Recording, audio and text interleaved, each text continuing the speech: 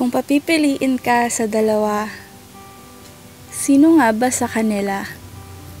Yung matagal mo nang mahal o yung taong ikaw ang minamahal? Naguguluhan kasi ako kung sino sa dalawa ang pipiliin ko dahil baka pagsisihan ko lang ang magiging desisyon ko pag umabot na sa dulo umpisahan natin sa mahal ko.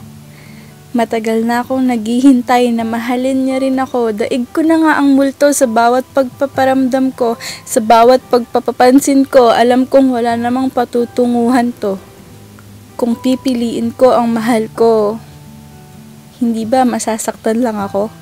Dahil pinipilit ko lang ang sarili ko sa taong hindi naman ako ang gusto. Natatakot akong magmukhang tanga sa paningin ng ibang tao. Bakit ko nga ba pipilitin ang sarili ko sa taong hindi nakikita ang halaga ko? Bakit ko nga ba pipilitin ang sarili ko sa taong ayaw maramdaman ng pagmamahal ko? Ginawa ko naman na ang lahat.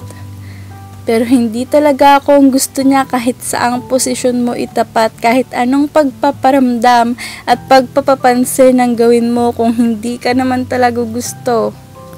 Dededmahin ka lang din nito, pero dahil mahal mo, hala sige, itutuloy mo pa rin ang pagiging martir mo kahit may isang taong nagmamahal sa'yo, hindi mo lang napapansin dahil nakatutok ka sa taong tinuturing kang anino. Sunod ay ang taong mahal ako. Pipiliin ko ba siya? Kahit alam ko sa sarili kong iba ang mahal ko at hindi siya? Hindi ba't masasaktan lang din siya? Araw-araw hindi siya pumapalya, mga mensahe tuwing umaga kahit sin-zoned ko lang siya. Masama ba akong tao kung ipagtabuyan ko ang tulad niya? O mas magiging masama ako kung masasaktan ko lang siya? Ang gulo, di ba? Hindi mo alam kung sino sa dalawa, kung ipagpapatuloy mo pa rin ba yung nararamdaman mo sa taong hindi ka naman gusto o bibigyan mo ng pagkakataon yung taong naghihintay na mapansin mo. Naalala ko noong may nagtanong ulit sa akin sinong pipiliin ko, mahal ko o mahal ako. Hindi ako namili sa dalawa. Bigla na lang pumasok sa isip ko ang sagot. Bakit mo pipiliin ang taong mahal mo kung hindi ka mahal? Bakit mo pipiliin ang taong mahal ka kung hindi mo naman mahal?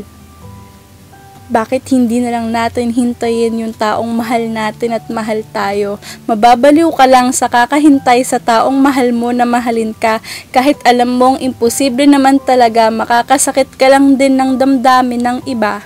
Pag ginawa mong panakipbutas yung isa, lahat naman may tamang panahon at pagkakataon. Hindi natin kailangan magmadali at humanap ng rason. Sabi nga nila, nasa huli ang pagsisisi. Sige ka.